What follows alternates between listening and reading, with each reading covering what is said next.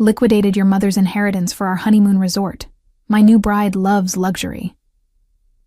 The text message glowed on my phone screen like a slap across the face. Below it, photos of my husband Troy and his 25-year-old secretary Bethany lounging on pristine Hawaiian beaches filled my screen. They were sipping colorful drinks with tiny umbrellas, her diamond ring catching the sunset light, a ring that cost more than most people's cars, paid for with money that should have been mine. My name is Karen Walsh, and I'm 47 years old. For 23 years, I believed I was married to a loving husband who supported my career as a cybersecurity specialist at Velwyn Digital in Phoenix, Arizona. I had spent decades building firewalls, designing security protocols, and ironically, protecting companies from the very kind of digital theft my husband had just committed against me. The inheritance he mentioned so casually in his text wasn't just money. It was the last connection I had to my mother, who had passed away 6 months earlier after a long battle with cancer. I set my phone down with trembling hands, staring at the modest apartment I now called home after Troy had kicked me out of our house 3 weeks ago. He had served me divorce papers the same day he announced his engagement to Bethany, claiming I was too focused on work and emotionally unavailable.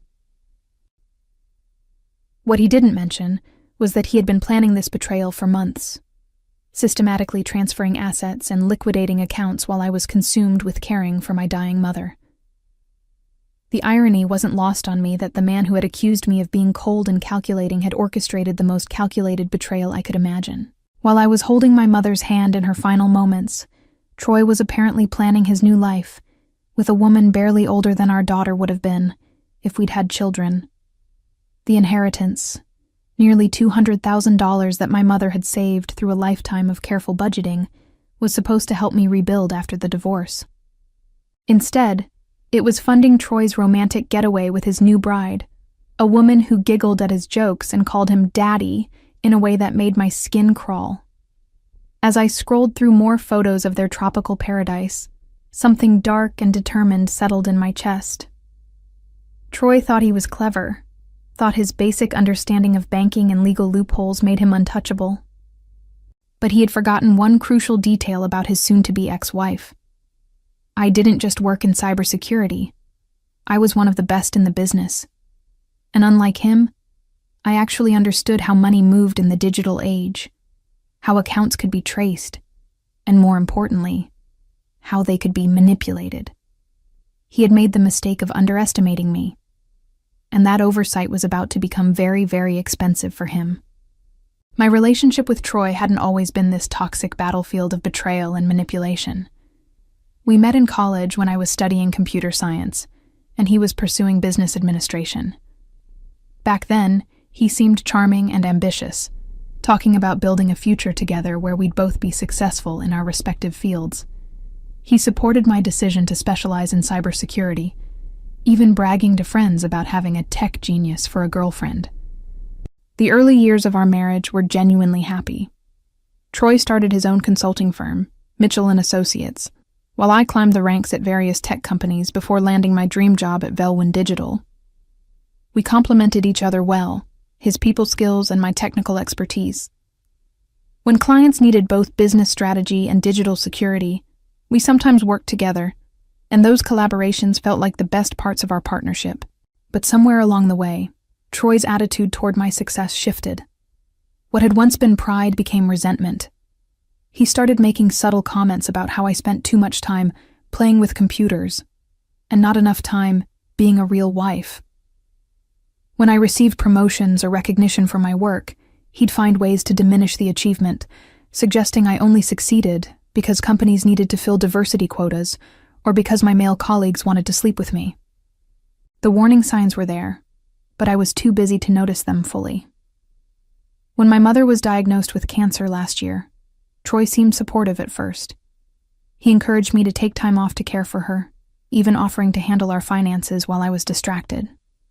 I was grateful for his help and didn't question why he was suddenly so interested in managing our bank accounts and investment portfolios. During my mother's final months, I noticed Troy working late more frequently, claiming he had new clients who demanded evening meetings. He started paying more attention to his appearance, buying expensive clothes and hitting the gym religiously. When I asked about it, he said he needed to look professional for potential investors. I trusted him completely, never suspecting that his new investor meetings were actually dates with Bethany. The most painful part wasn't even the affair. It was realizing how meticulously he had planned my downfall. While I was grieving and vulnerable, he was consulting lawyers, moving money, and preparing for a life that didn't include me. He had used my mother's illness as cover for his theft, knowing I was too emotionally drained to monitor our finances carefully. Now, sitting in my small apartment with evidence of his Hawaiian honeymoon filling my phone, I felt something I hadn't experienced in months: clarity. The fog of grief and shock was lifting, replaced by the sharp focus that had made me successful in my career. Troy thought he had outmaneuvered me, but he had made a crucial error. He had forgotten that behind every great cybersecurity specialist was someone who understood exactly how to exploit weaknesses in systems and people. His arrogance and greed had created vulnerabilities I was uniquely qualified to exploit. The devastating realization hit me like a physical blow when I finally logged into my laptop and began tracing the financial trail Troy had left behind. What I discovered made his text message seem almost quaint in its cruelty. The inheritance theft wasn't just about $200,000. It was part of a much larger, systematic looting of everything we had built together over 2 decades. Using my cybersecurity skills, I tracked the movement of funds across multiple accounts, each transfer timed precisely to coincide with my mother's medical appointments or overnight hospital stays. Troy had been planning this heist for at least 8 months, carefully moving money in amounts small enough to avoid triggering automatic fraud alerts, but large enough to devastate our shared assets. The inheritance was just the final piece of his puzzle. He had liquidated my retirement fund, cashed out our joint investment accounts, and even took a second mortgage on our house, all using forged documents bearing my signature.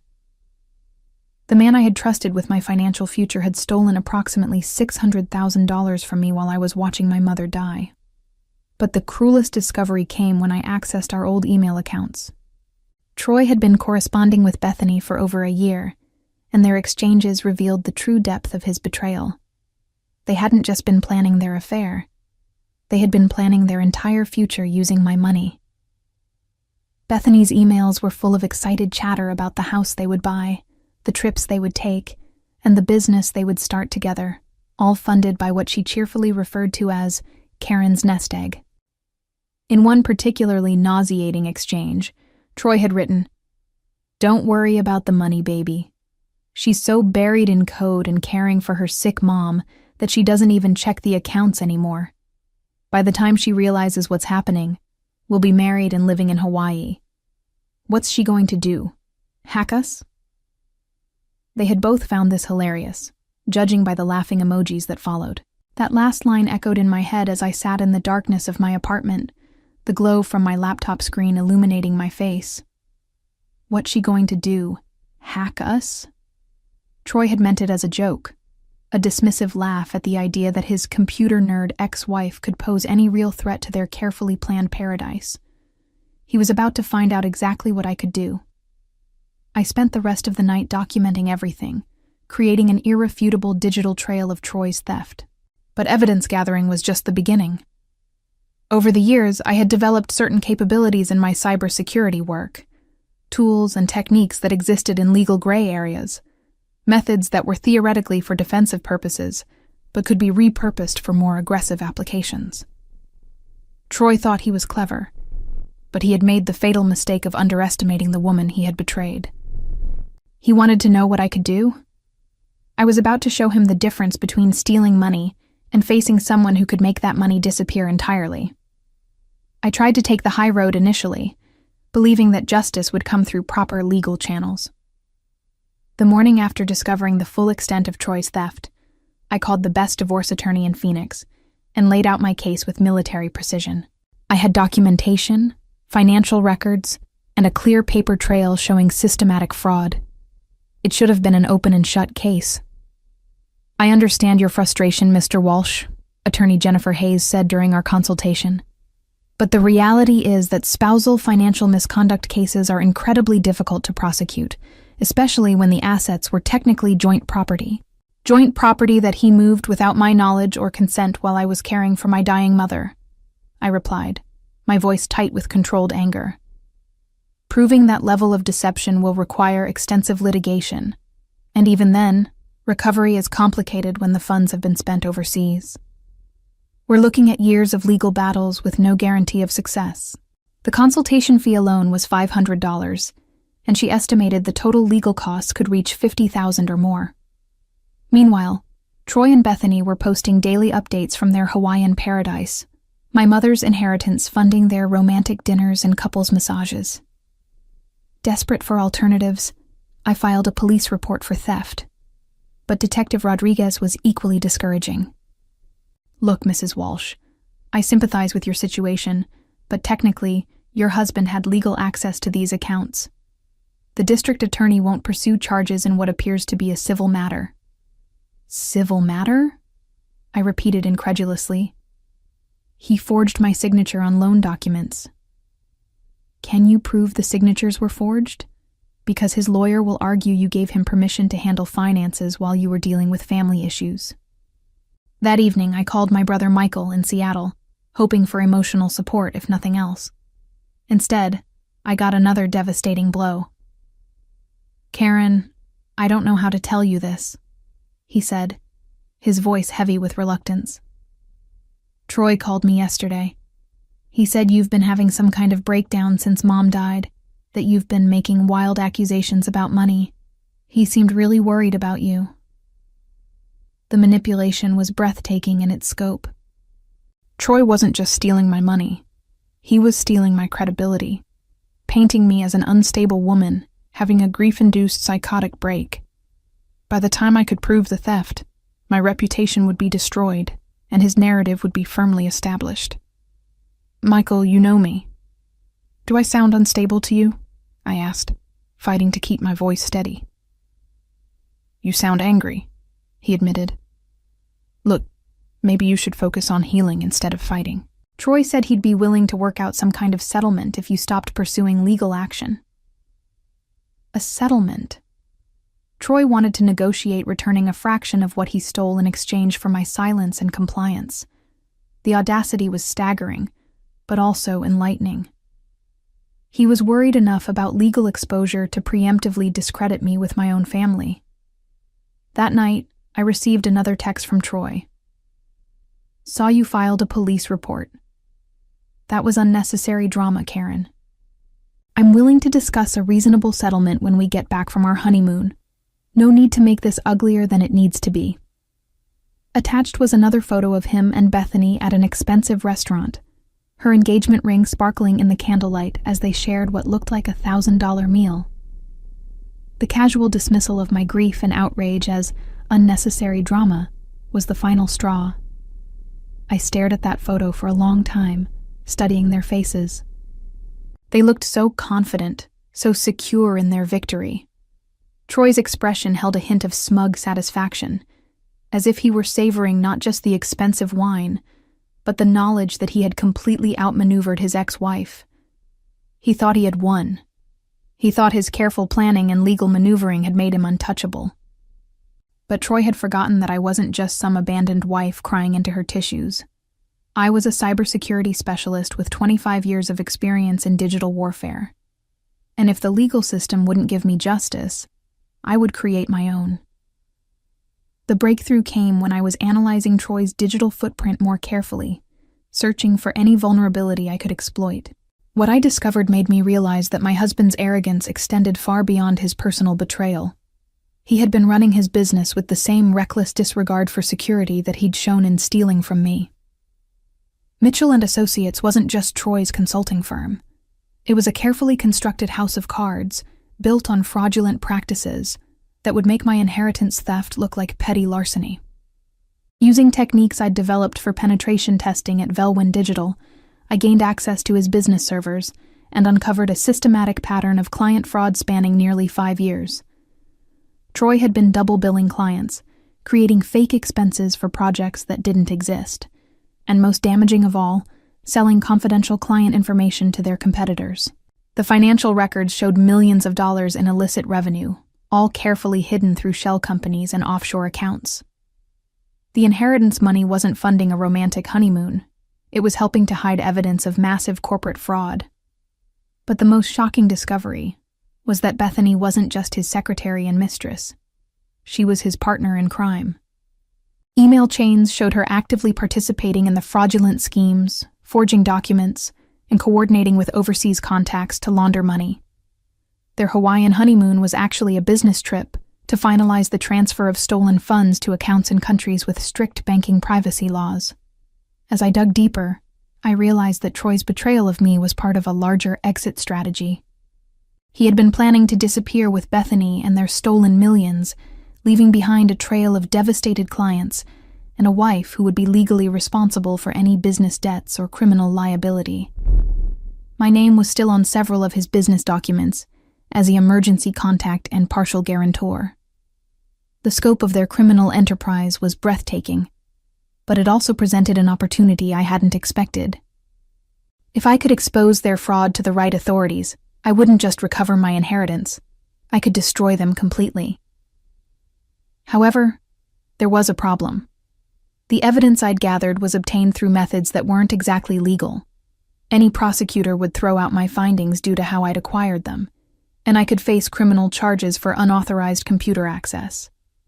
I needed a way to expose their crimes without revealing my own illegal investigation. That's when I remembered the virus. 3 years earlier, I had developed a sophisticated piece of malware for a government contract, a program designed to infiltrate foreign systems and gather intelligence while appearing to be a routine software update. The project had been classified, and I'd been required to turn over all copies to federal authorities. But I had kept one backup copy on an encrypted drive, telling myself it was for academic research purposes. The virus was elegant in its simplicity. Once activated, it would systematically copy all files from infected computers and transmit them to a secure server, while simultaneously creating fake system logs to cover its tracks. More importantly, it could be programmed to trigger automatically when certain conditions were met, like when the infected computers connected to specific international banking networks. I spent the next 2 days modifying the code, creating a version that would activate when Troy's laptop accessed his offshore accounts. The beauty of the plan was that the virus would make it appear as though his own criminal activity had exposed him. The same security vulnerabilities he'd created through his fraud would be his downfall. All I needed was a way to install it on his computer remotely. Fortunately, Troy's arrogance had given me the perfect opening. He was still using the same email address and passwords he'd used throughout our marriage, never bothering to change them after our separation.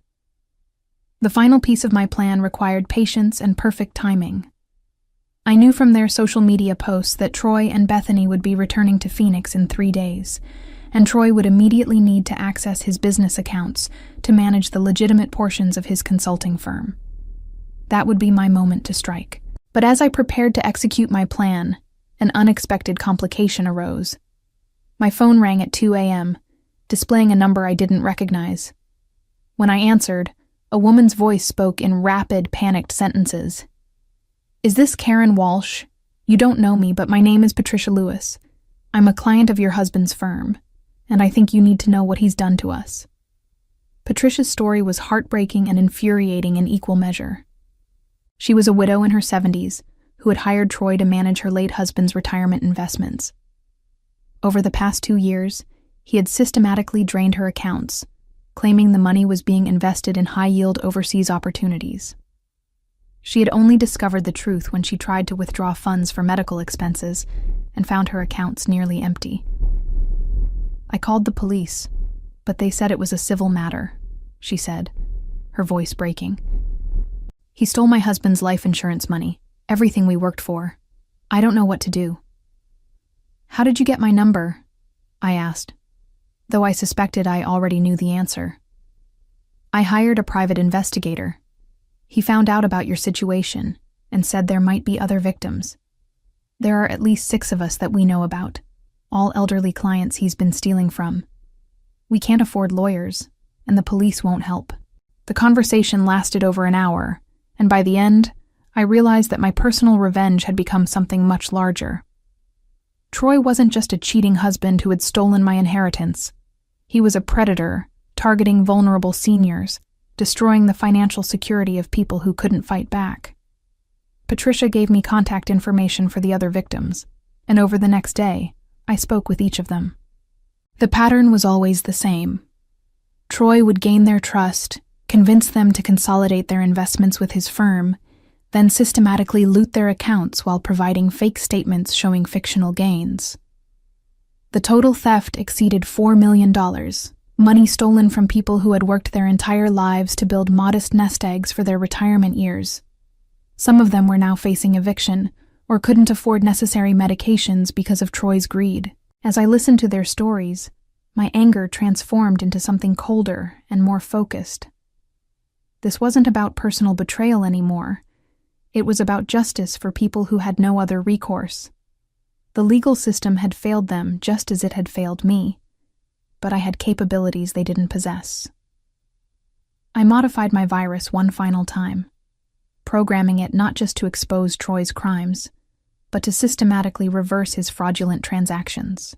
The offshore accounts he'd worked so hard to hide would become the mechanism of his downfall, automatically transferring the stolen money back to his victims while simultaneously alerting federal authorities to his location and activities. The beauty of the plan was its poetic justice. Troy had used his victims' trust against them, exploiting their faith in his expertise. Now his own arrogance and technological ignorance would be his undoing.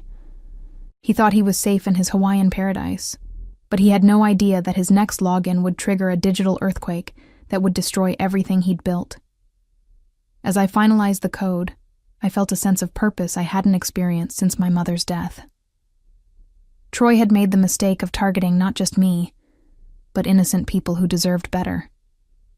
He was about to learn that some fights choose you, and some enemies you simply cannot afford to make. Troy's return to Phoenix was announced with typical arrogance. A social media post showing him and Bethany at the airport, tan and relaxed, with the caption, "Back to reality, but what amazing memories we made with the money we earned." The casual cruelty of that word choice, earned, made my finger hover over the activation key for the virus. I waited until exactly 9 a.m. on Monday morning, knowing Troy's habits well enough to predict when he'd check his business accounts. My laptop showed 3 screens, one monitoring his network activity, one tracking the offshore accounts, and one displaying the FBI's financial crimes tip line, which I had already contacted with an anonymous report about suspicious international transfers from Mitchell & Associates. At 9:17 a.m., Troy's laptop connected to the First International Bank of Cayman Islands. The virus activated instantly. Within minutes, the malware had copied every file on his computer and begun systematically reversing the fraudulent transfers that had devastated his elderly clients. Patricia Lewis's stolen retirement fund was the first to be restored, followed by the other victims in order of their financial desperation. The virus worked silently and efficiently, using Troy's own access codes and authentication to make the transfers appear legitimate. But the real masterstroke was what happened next. The virus simultaneously triggered automated fraud alerts across multiple international banking networks, flagging the sudden movement of millions of dollars as suspicious activity. Within 30 minutes of Troy's login, federal investigators were receiving real-time notifications about potential money laundering operations traced to his business. My phone buzzed with a text from Troy. "Something's wrong with my computer. All my files are corrupted. Do you know any tech support people?" The irony was delicious. He was asking his cybersecurity expert ex-wife to help him fix the very system I had just compromised. I replied, "Have you tried turning it off and on again?" 20 minutes later, another text. "This is serious, Karen. Someone's hacked my accounts. I need professional help." "That does sound serious," I responded. "Maybe you should call the police." The dominoes fell faster than I had anticipated. By noon, Patricia called me in tears, not of sorrow this time, but of relief. "Karen, I don't understand what happened, but my money is back," she sobbed into the phone. "All of it. It just appeared in my account this morning with a note saying the bank had discovered fraudulent activity and reversed the transactions. Similar calls came from the other victims throughout the day. Elderly clients who had been facing financial ruin were suddenly whole again, their stolen retirement funds mysteriously restored. The FBI's Financial Crimes Unit was reportedly following several promising leads in what they described as a sophisticated international fraud scheme. Meanwhile, Troy's texts grew increasingly frantic. "The FBI is at my office," he wrote at 3 p.m. "They're seizing everything. This is insane. Someone set me up." I replied, "That's terrible. I hope you have a good lawyer. They're saying I stole millions from clients. That's impossible. The money was in legitimate offshore investments." "Offshore investments?" I texted back. "That sounds complicated. Maybe you should have been more careful about your digital security." The news broke that evening. Local media ran the story with the headline, "Phoenix business owner arrested in multi-million-dollar fraud scheme." Troy's mugshot showed a man who looked nothing like the confident figure from the Hawaiian beach photos. His face was pale and confused, his expression that of someone who genuinely couldn't understand how his carefully constructed world had collapsed so completely.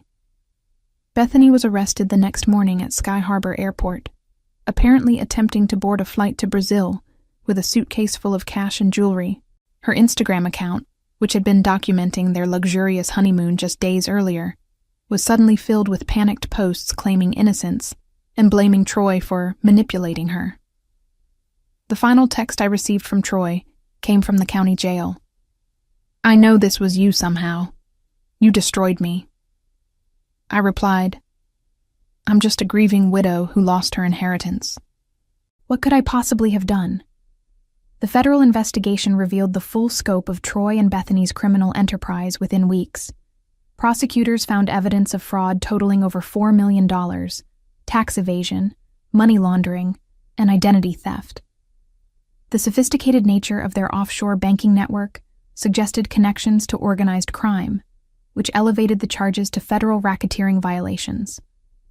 Troy was sentenced to 15 years in federal prison, while Bethany received 8 years after agreeing to testify against him. Their assets were seized and liquidated, with the proceeds distributed among their victims. The Hawaiian resort they had planned to purchase was sold at auction, with the proceeds going toward restitution payments. Most satisfying was learning that their elaborate wedding, funded with stolen money, had been annulled when Bethany's testimony revealed she had been married to someone else throughout their entire relationship. Troy's dream of a new life with his young bride had been built on lies from the very beginning. As I sat in my small apartment 1 year later, now financially secure with my inheritance restored and additional compensation from the victims' fund, I reflected on the strange justice of it all. Troy had taught me something valuable about the nature of revenge. Sometimes the most devastating punishment comes from simply allowing people to face the consequences of their own choices. The virus had merely accelerated the inevitable collapse of a criminal enterprise built on greed and arrogance. My mother would have been proud to know her inheritance had ultimately helped restore the retirement savings of 6 elderly victims, and that her daughter had found a way to transform personal betrayal into a force for justice.